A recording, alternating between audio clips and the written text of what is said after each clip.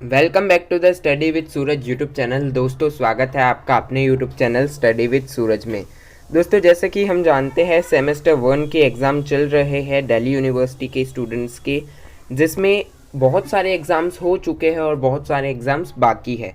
तो जो एग्ज़ाम्स हो चुके हैं उसमें मैंने स्टूडेंट्स को देखा कि बहुत ही कंफ्यूज्ड थे, टेंस्ड थे और डिप्रेशन में थे कि किस तरीके से आंसर लिखना है, क्या लिख के आना है एग्ज़ाम में और क्या हम पास हो पाएंगे या नहीं। उनके इस डर के पीछे वजह ये थी कि जो DUSOL है स्पेसिफिकली, उसका जो स्टडी मटेरियल है वो बहुत देर बाद मिला और दूसरी बात, कोई तय नहीं था कि कब क्या कैसे होगा। उसी के सिलसिले में मैंने वन शॉट वीडियो बनाने को तय किया था और आज से मैं स्टार्ट कर रहा हूँ। वन शॉट वीडियो में मैं आपको PDFs प्रोवाइड करवाऊँगा और कुछ जो इम्पोर्टेंट क्वेश्चंस है उनके आंसर हम यहाँ पर डिस्कस करेंगे इस वीडियोज़ में। सबसे पहले जो वीडियो आज मैं बना रहा हूँ वो दिल्ली थ्रू द एजेस है। इसका एग्ज़ाम अभी 6 तारीख को है, 6-7 तारीख को है शायद। तो उस एग्ज़ाम को प्रिपेयर करेंगे हम, इजीली हम क्रैक पर पास हो जाए उस एग्ज़ाम में, उतना हम पढ़ ले। ठीक है, तो फर्स्ट क्वेश्चन देखिएगा, ये क्या है कि discuss the various sources of history of Delhi. देखिएगा, दिल्ली की हिस्ट्री को जानने के लिए हमें बहुत सारे सोर्सेज को पढ़ना पड़ता है। हालांकि दिल्ली के इतिहास को जानने के लिए ज़्यादा मात्रा में सोर्सेज नहीं उपलब्ध है जितना दूसरे स्टेट्स को या दूसरी जगहों के इतिहास को जानने के लिए हमारे पास सोर्सेस अवेलेबल है। तो दिल्ली की हिस्ट्री को जानने के लिए कुछ आर्कियोलॉजिकल सोर्सेज का उपयोग किया जाता है। आर्कियोलॉजिकल सोर्सेज क्या होता है, जैसे कि ASI archaeological survey of India द्वारा अगर कहीं पर भी एक्सकवेशन होता है, खुदाई होती है और वहाँ से हमें किसी भी तरीके के बर्तन, आर्टिफैक्ट या फिर किसी भी तरीके के मॉन्यूमेंट, सिक्के वगैरह मिलते हैं, वो आर्कियोलॉजिकल सोर्सेज कहलाते हैं। तो उसकी सहायता से एक तो हमें दिल्ली के बारे में जानने को मिलता है, देन हिस्टोरिकल टेक्सेस या ऐतिहासिक जो पत्र या लिखित दस्तावेज होते हैं उनकी सहायता से हम जान पाते हैं। जैसे कि महाभारत जो पुस्तक है, एक एपिक महाभारत, उसके वजह से हम दिल्ली के बारे में जान पाते हैं। उसमें इंद्रप्रस्था के बारे में कहीं ना कहीं मेंशन किया गया है और आइन अकबरी हो गई जो अबुल फजल द्वारा लिखी गई, तारीख फिरोज शाही हो गई, एट्सेट्रा। ये कुछ हिस्टोरिकल टेक्स्ट्स है जिनकी सहायता से जान पाते हैं।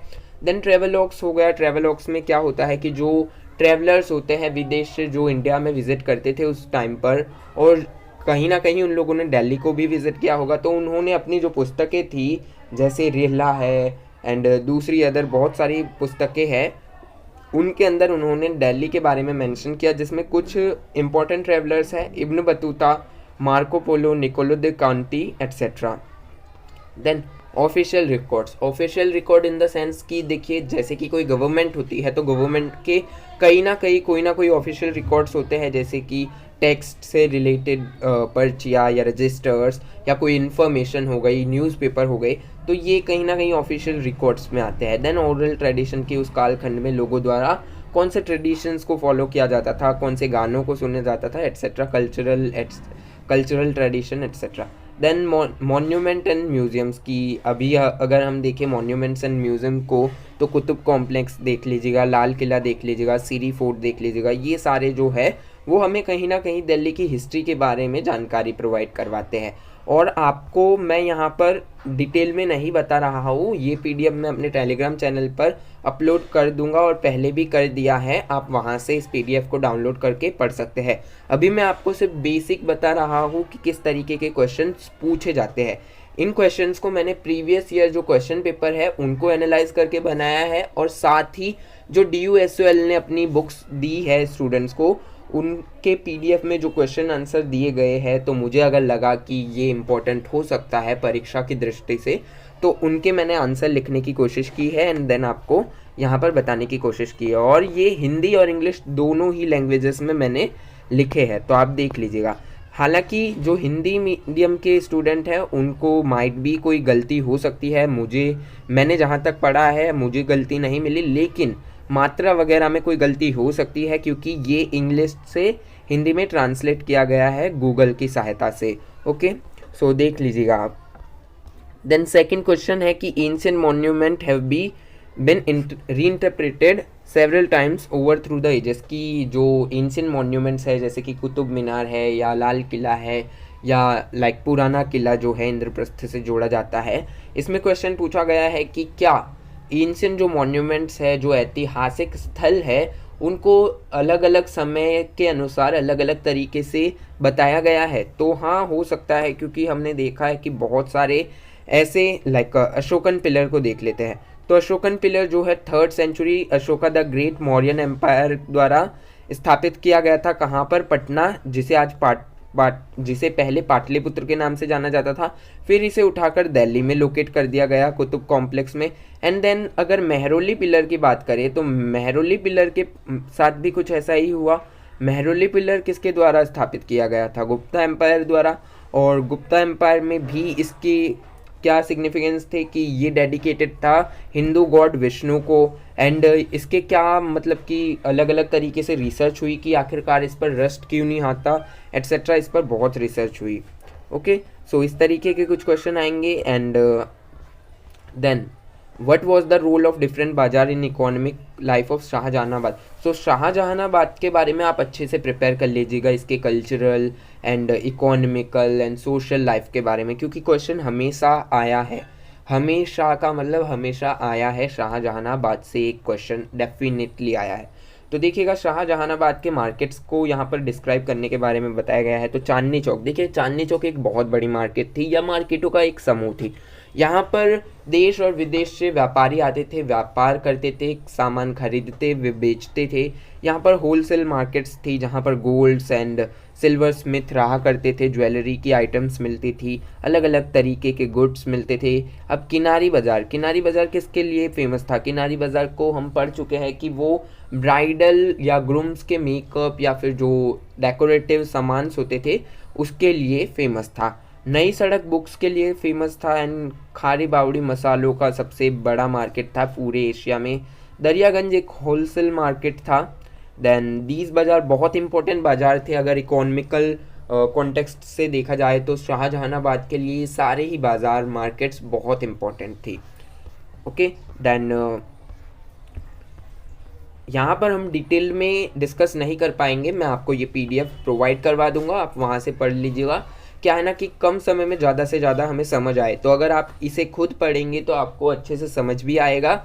एंड जो मैं आपको समझा रहा हूँ वो कहीं ना कहीं माइंड में रहेगा कि क्वेश्चन क्या था और किस तरीके से टैकल करना है उस क्वेश्चन को। सो चौथा क्वेश्चन बेसिक है कि जब 1857 की क्रांति के बारे में आप सब जानते हैं कि दिल्ली को कैप्चर्ड कर लिया गया था सिपाहियों द्वारा, और सिपाही गए थे लाल किला, कहाँ पर? बहादुर शाह जफर के दरबार में, कि वो उसका नेतृत्व करे, उस सिपाही मूवमेंट का जो म्यूटिनी हुई थी, क्रांति हुई थी, उसका नेतृत्व करे।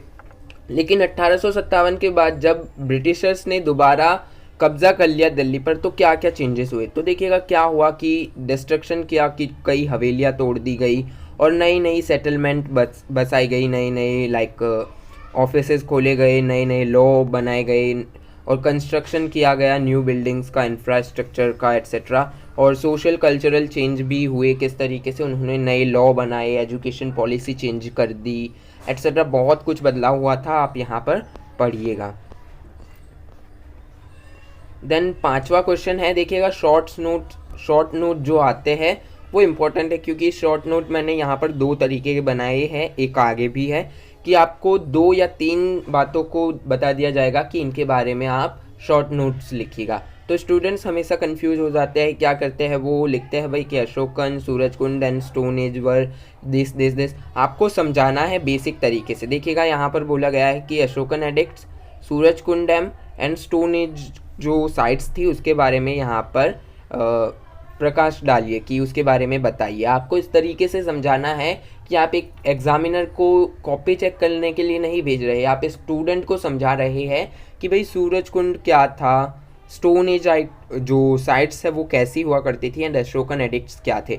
सो अशोकन एडिक्ट्स को देखें तो अशोकन एडिक्ट्स किसके द्वारा बनवाए गए थे? अशोका द ग्रेट द्वारा, जो कि मौर्यन एम्पायर का एक एम्परर था। एंड ये कब बनवाए गए थे? 3rd सेंचुरी में। कब? जब कलिंग वॉर के बाद अशोका का हृदय परिवर्तन हुआ, उन्होंने नॉन वायलेंस की जो कॉन्सेप्ट था उसे एक्सेप्ट किया, रिलीजियस टॉलरेंस को एक्सेप्ट किया और बुद्धिज़्म को एक्सेप्ट किया। तो उसके बाद उन्होंने क्या किया कि लोगों को धम्मा का प्रचार किया उन्होंने। तो ये अशोकन एडिक्ट्स कहीं ना कहीं धम्मा के प्रचार से जुड़े हुए हैं, उन बातों को आप यहाँ पर लिख सकते हैं। अब सूरजकुंड डैम देखा जाए तो 1975 में इसे बनवाया गया था, उत्तर प्रदेश में स्थित है, दिल्ली के आसपास के एरिया में, एंड ये यमुना नदी पर बनवाया गया था। इसका जो स्टोरेज सिस्टम है वो 240 मिलियन क्यूब मीटर वाटर को ये रिजर्व कर सकता है। आई होप कि आप समझ पा रहे हैं। एंड 55 मीटर इसकी हाइट है और लेंथ 1126 सेंटीमीटर है, माफ़ कीजिएगा। ओके, सो स्टोन एज साइट्स के बारे में देखते हैं। सो स्टोन एज साइट्स हमें बहुत सारी मिलती है, दिल्ली में नरेला में मिलती है दिल्ली के। सो वहाँ पर देखिए हमें क्या मिलता है, पैलियोलिथिक, मेसोलिथिक और न्यूलिथिक एज के जो आर्टिफैक्ट है, जो अलग अलग तरीके के टूल्स है वो प्राप्त होते हैं। अब यहाँ पर आप कंफ्यूज होंगे कि पैलियोलिथिक, मेसोलिथिक एंड न्यूलिथिक का क्या मतलब होता है। हिंदी में पूरा पाषाण, मध्य पाषाण और नवपाषाण कहते हैं। तो देखिएगा, पैलियो का मतलब होता है पुराना और लेथिक का मतलब होता है स्टोन। सो हिंदी में कहे तो पुराना पत्थरों का काल, जिसे स्टोन एज के नाम से भी जाना जाता है। तो स्टोन एज को 3 भागों में बांटा जाता है, Palaeolithic, Mesolithic and Neolithic. Okay, नवपाषाण, मध्य पाषाण और पूरा पाषाण में। सो यहाँ पर हमें इन कालखंड से जुड़े हुए बहुत सारे साक्ष्य प्राप्त होते हैं।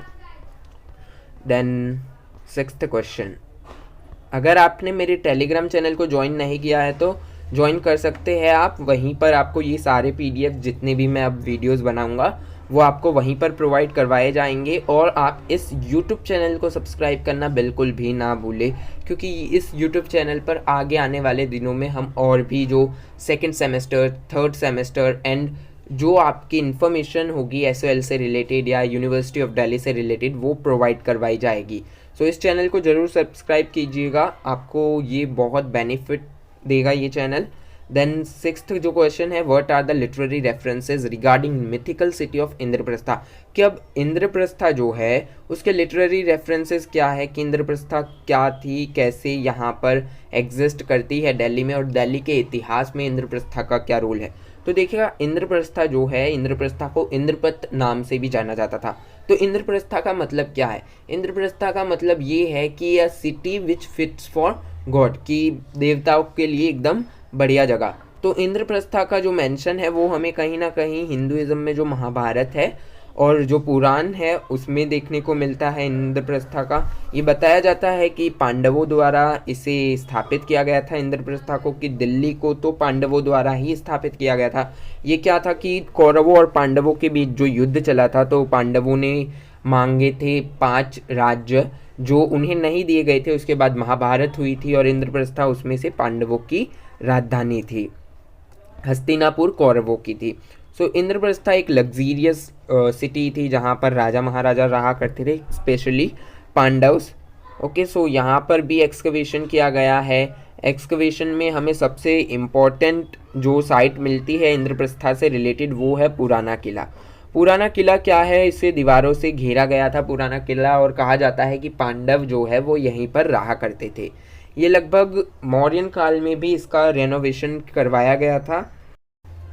एंड अदर जो आर्कियोलॉजिकल फाइंड्स है, अर्थात जो इंद्रप्रस्था की हिस्ट्री के बारे में हमें जानकारी देती है, उसमें मटके है, कॉइन्स है, दूसरे बहुत सारे आर्टिफैक्ट्स है जो हमें इसके अर्बनाइजेशन के बारे में बताते हैं कि ये सेंटर किस तरीके से एक अर्बन सेंटर के रूप में भी उभरा गया था। और देखिएगा, यहाँ पर हमें बेसिकली सबसे ज़्यादा जानकारी जो प्राप्त होती है इंद्रप्रस्था के बारे में वो महाभारत से होती है, हिंदुइज्म की पुस्तक से होती है, लेकिन कहीं ना कहीं बुद्धिज़्म में भी इंद्रप्रस्था के बारे में जानकारी मिलती है। बुद्धिज़्म में इसे इंद्रप्रस्थ के नाम से जाना गया था। ओके, देन आगे बढ़ते हैं कि देखिएगा, short notes on following, Siri and Qutbul Islam जो मॉस्क है उसके बारे में शॉर्ट नोट्स लिखिएगा। तो सीरी देखिएगा, सीरी क्या था? सीरी एक फोर्ट था। सीरी एक जो कि दिल्ली में आज स्थित है। It was found by early 14th century Alauddin Khilji द्वारा, दिल्ली सल्तनत के एम्परर द्वारा इसे स्थापित किया गया था।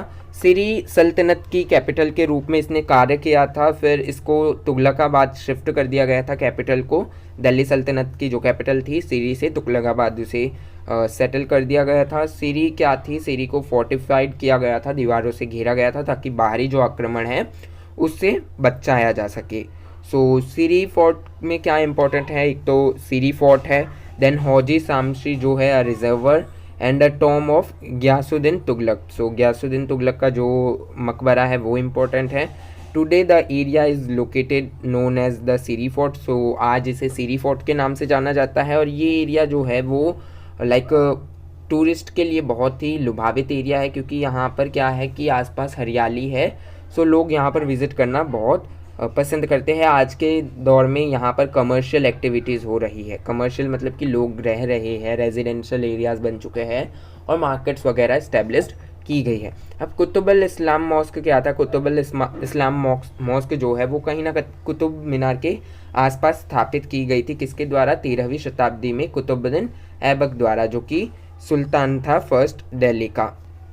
ये जो कुतुबुल इस्लाम मॉस्क है वो कहीं ना कहीं हिंदू और जैन जो मंदिर थे उनको तोड़कर उनके मटेरियल से कुतुबुल इस्लाम जो मस्जिद है वो बनवाई गई थी। ओके, सो कुतुबुल इस्लाम जो मस्जिद है वो कहीं ना कहीं टूरिस्टर्स के लिए बहुत पसंदीदा मस्जिद कही जाती है और सबसे बड़ी मस्जिद कही जाती है दुनिया की सबसे। सो इसमें क्या था कि आसपास बहुत हरियाली है एंड ग्राउंड जो बनाया गया है इसके आसपास तो वो बहुत ही लुभावित है और लोग वहाँ पर जाना पसंद करते हैं। आज इसे रिजर्व रखा गया है और इसे प्रोटेक्ट करती है archaeological survey of India department. Okay, then आप इसे पढ़िएगा। बेसिकली मैं आपको सिर्फ हिंट दे रहा हूँ कि किस तरीके के क्वेश्चंस आते हैं, हम यहाँ पर सिर्फ डिस्कस कर रहे हैं। पढ़ना आपका कार्य है, बताना मेरा कार्य है। मैं समझा रहा हूँ कि क्वेश्चन कैसे आते हैं और किस तरीके से उनके आंसर दे सकते हैं, लेकिन आपको ये डिटेल में पढ़ना होगा। ये पीडीएफ मैं आपको सेंड कर रहा हूँ और मैं ये नहीं कह रहा कि ये पीडीएफ पढ़ के आप 100% मार्क्स ले आएंगे। मैं ये भी नहीं कह रहा कि इससे बाहर कुछ नहीं आएगा, इसके अलावा भी क्वेश्चन आ सकते हैं, लेकिन मैं ये डेफिनेटली कहता हूँ कि इसमें से कम क्वेश्चंस आएंगे जो आप इजीली अटेम्प्ट कर पाएंगे और इजीली आप पास हो जाए, उतने मार्क्स प्राप्त कर लेंगे।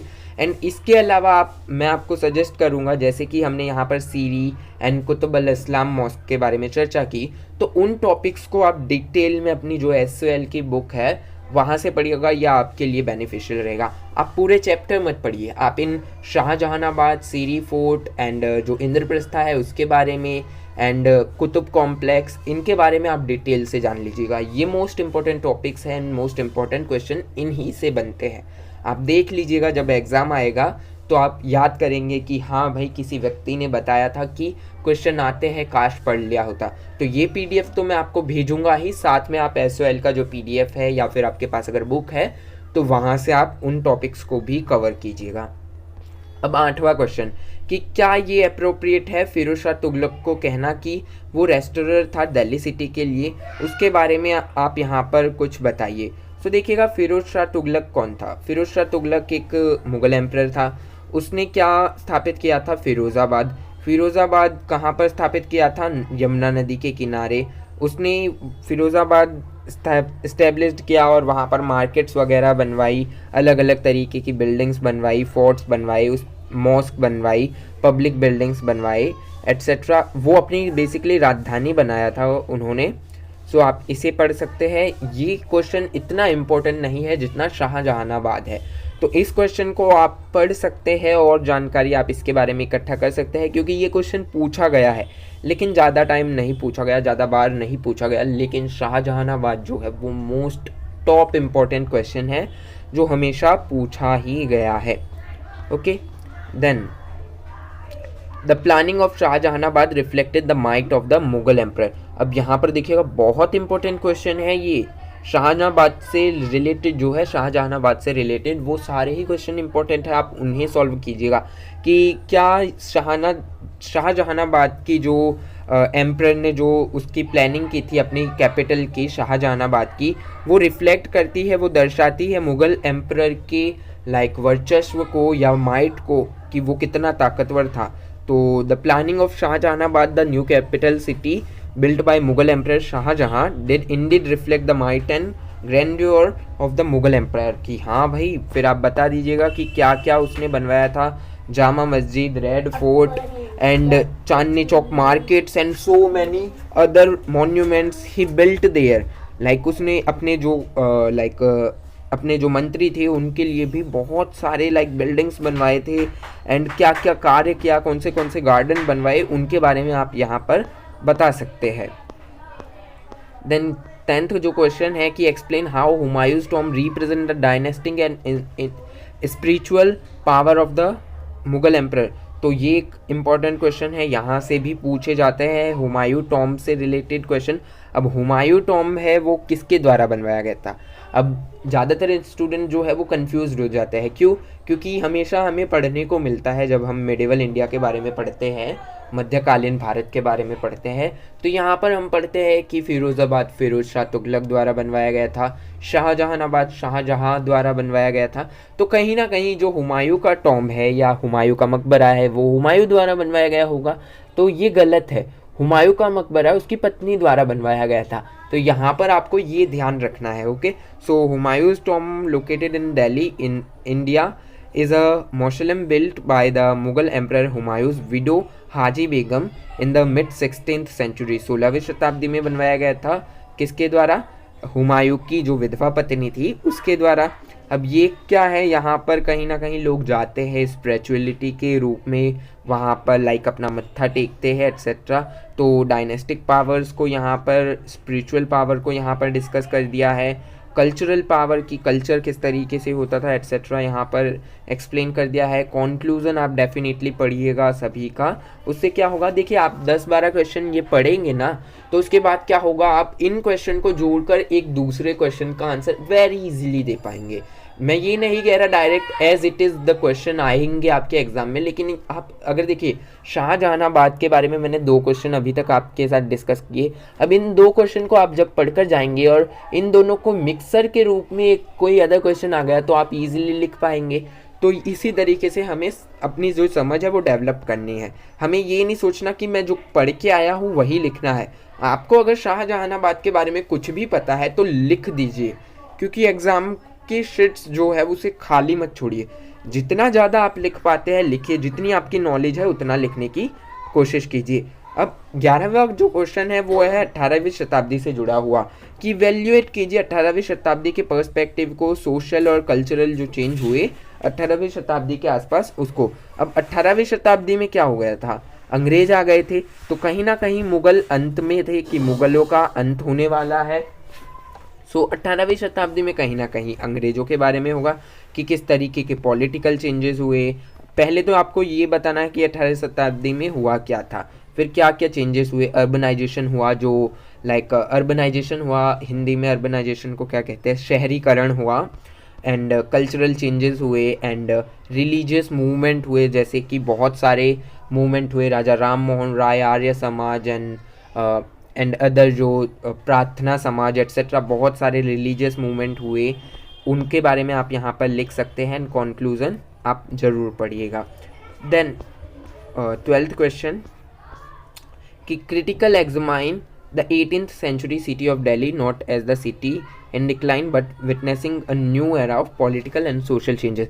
so कहीं ना कहीं ये जो क्वेश्चन है वो जो हमने अभी ऊपर डिस्कस किया 11th क्वेश्चन उससे रिलेटेड है। यहाँ पर क्या है कि हमने उस समय के चेंजेस के बारे में चर्चा की, हमने क्रिटिकल एग्जामाइन नहीं किया। यहाँ पर हम क्रिटिकल एग्जामाइन करेंगे कि भाई क्या क्या हुआ था, किनके द्वारा कौन से कदम उठाए गए थे एट्सेट्रा, कि जो न्यू पॉलिटिकल पावर थी उनका एमर्जेंस कैसे हुआ, और जो डिक्लाइन था मुगल एम्परर्स का वो किस तरीके से हुआ, 1857 की जो क्रांति थी उसने क्या रोल प्ले किया एट्सेट्रा, यहाँ पर आप चर्चा कर सकते हैं। देन हमने सारे के सारे क्वेश्चन डिस्कस कर लिए हैं। ये पीडीएफ मैं अपने टेलीग्राम चैनल में डाल दूंगा, आप वहाँ से इस पीडीएफ को ले सकते हैं। मैं उसकी लिंक आपको डिस्क्रिप्शन बॉक्स में प्रोवाइड करवा दूंगा टेलीग्राम चैनल की। और अगर आपने इस चैनल को अभी तक सब्सक्राइब नहीं किया है तो प्लीज़ सब्सक्राइब कर लीजिएगा, ये बहुत बेनिफिशियल चैनल रहेगा आपके लिए। धन्यवाद।